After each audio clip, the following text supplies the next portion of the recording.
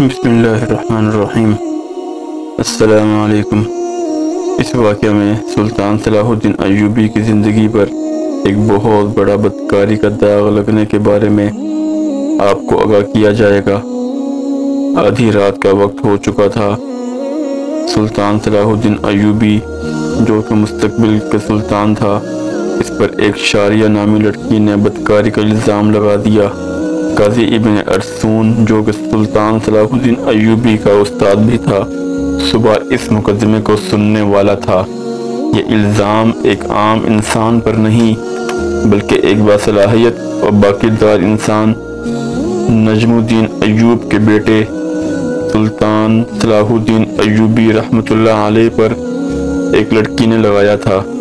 قاضی ابن ارسطون بہت پریشان تھا کہ اگر میرے شاگرد پر لگایا گیا الزام سچ ثابت ہوا تو میری ساری زندگی کی تعلیم اور دی گئی تربیت پر پانی پھر جائے گا۔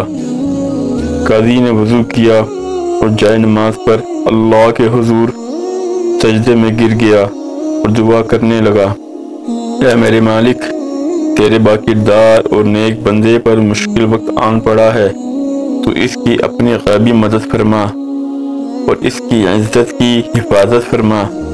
بے شک تو ہی عزت دینے والا اور تو ہی ذلت دینے والا ہے۔ میرا دل نہیں مانتا کہ سلطان صلاح الدین ایوبی کسی کی طرف بری نظر بھی اٹھا کر دیکھیں، لیکن دوسری طرف شاریہ نامی لڑکی پورے وثوق سے سلطان صلاح الدین پر اتنا بڑا الزام لگا رہی ہے۔ یہ واقعہ کچھ اس طرح سے ہے کہ جب سلطان نور الدین زنگی اپنی سلطنت پر قائم و دائم تھے تو سلطان صلاح الدین ایوبی پر ایک شاریہ نامی لڑکی نے الزام لگایا کہ سلطان صلاح الدین نے اسے اکیلے پا کر اس کے ساتھ زبردستی کرنے کی کوشش کی ہے۔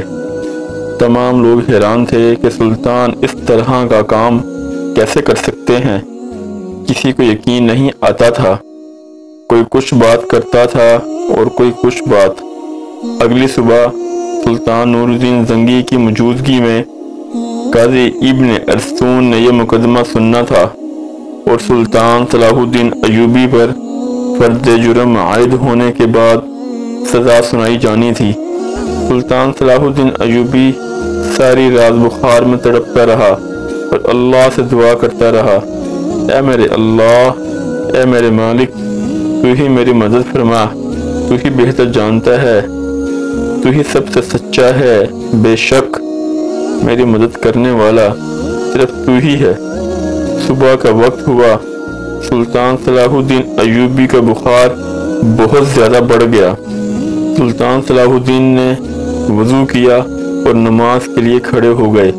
نماز ختم کرنے کے بعد اللہ کے حضور سجدے میں گر گئے، دعا مانگی اور کہا، اے میرے مالک، تو ہی میری عزت رکھنا۔ وہ دن نجم الدین ایوب خاندان کے لیے بہت ہی عجیب دن تھا۔ لوگ بڑی بے تابی سے اس لمحے کا انتظار کر رہے تھے کہ جب سلطان نور الدین زنگی کی موجودگی میں قاضی ابن ارسطون اس مقدمے کو سنیں گے اور سلطان صلاح الدین ایوبی کے ساتھ کیا ہونے والا ہے، کیونکہ اس وقت بھی کچھ لوگ نور الدین زنگی کے خلاف تھے جبکہ کچھ لوگ نور الدین زنگی کی حمایت میں بھی تھے۔ اس لیے لوگوں کے ذہن میں مختلف سوالات جنم لے رہے تھے۔ سورج طلوع ہو چکا تھا۔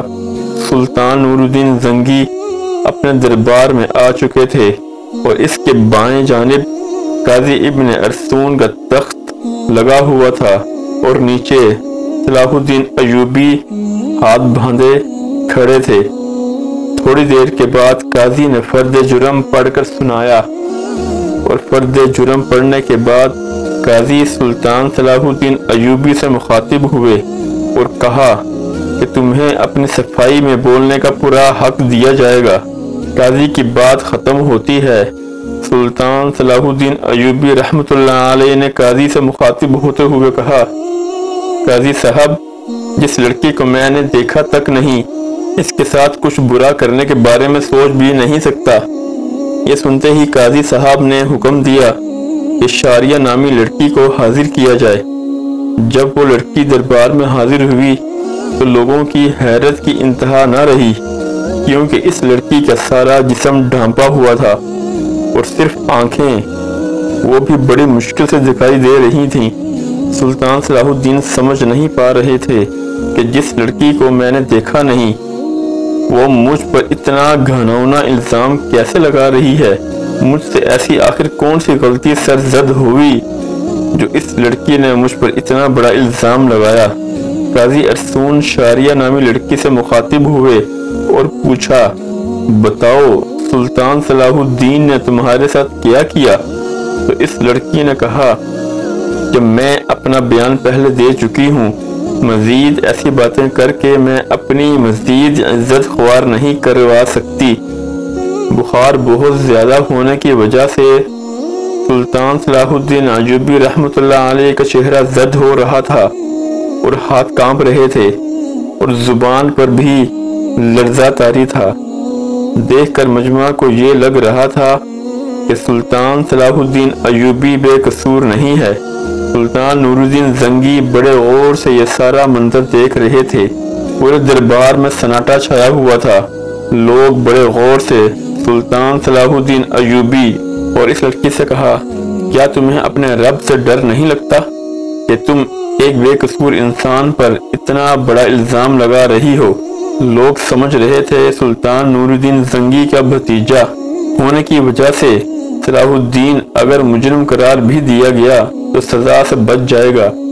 سلطان صلاح الدین ایوبی نے قاضی سے کہا کہ جب ہم کسی بھی مسئلے کا حل نہیں نکال پاتے تو پھر ہم اپنے اللہ کی طرف رجوع کرتے ہیں، اور میں بھی اس لڑکی کو کہتا ہوں اگر یہ اللہ کو حاضر ناظر جان کر اللہ کی قسم کھا کر یہ کہہ دے کہ اس کا الزام سچا ہے تو میں وہ گناہ بھی قبول کر لوں گا جو مجھ سے سرزد بھی نہ ہوا۔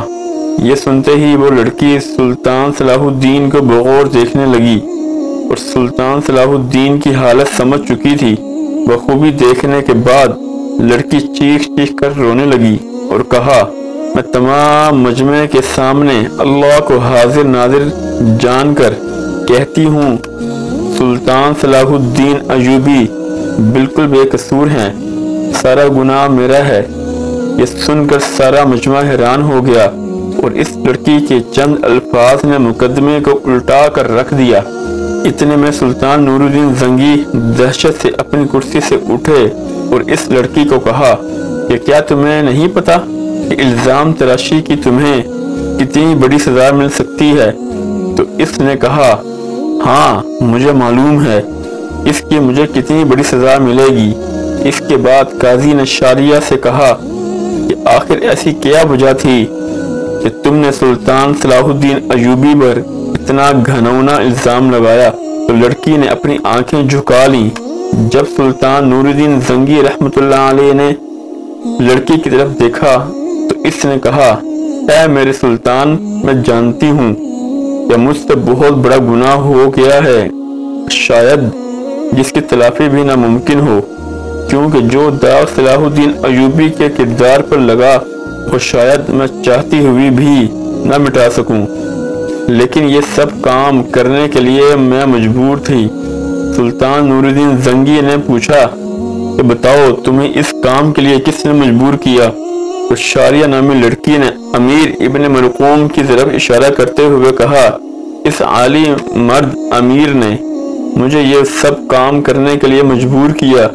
یہ سب سنتے ہی تمام درباری امیر ابن مرقوم کو ملامت اور غصے کی نظروں سے دیکھنے لگے۔ امیر ابن مرقوم اپنی جگہ سے اٹھا اور بڑے دبدبے کے ساتھ کہنے لگا، یہ لڑکی جھوٹ بول رہی ہے، میں بھی سلطان صلاح الدین کی طرح اس کو جانتا تک نہیں۔ نور الدین زنگی نے کہا، کل معلوم ہو جائے گا کہ کون بے گناہ ہے اور کون بے قصور ہے۔ اس کے بعد سلطان نور الدین زنگی نے شاریہ نامی لڑکی کو اپنے کمرے میں بلایا اور پوچھا کہ بتاؤ اصل ماجرا کیا ہے؟ لڑکی نے کہا کہ ایک جنگ میں میرے ماں باپ مارے گئے تھے اور میں اس ظالم امیر ابن مرقوم کے ہاتھ لگ گئی۔ یہ مجھ پر بے انتہا ظلم کرتا تھا بے حد تشدد کرتا تھا اور شاہی کنیز کے جانچ کرنے کے بعد اس لڑکے کی پیٹھ پر کوڑوں کے نشان بھی دکھائی دیے گئے۔ اور ادھر سلطان نور الدین زنگی کے خاص جاسوسوں نے شاریہ اور امیر ابن مرقوم کے بارے میں ساری معلومات اکٹھی کر لی اور ان کے آپس کے تعلقات کو سلطان کے سامنے بے نقاب کر دیا۔ یہ دیکھ کر سلطان نے اگلے دن پورے مجمع کو ایک جگہ پر اکٹھا ہونے کی دعوت دی۔ یہ دعوت اس لیے تھی کہ قاضی ابن مرقوم کی سزا لوگوں کے سامنے دکھا سکیں۔ تمام لوگ بڑی دور سے امیر ابن مرقوم کی حالت دیکھنے کے لیے آئے۔ جب اس کو میدان میں لایا گیا تو سخت زنجیروں میں جکڑا ہوا تھا۔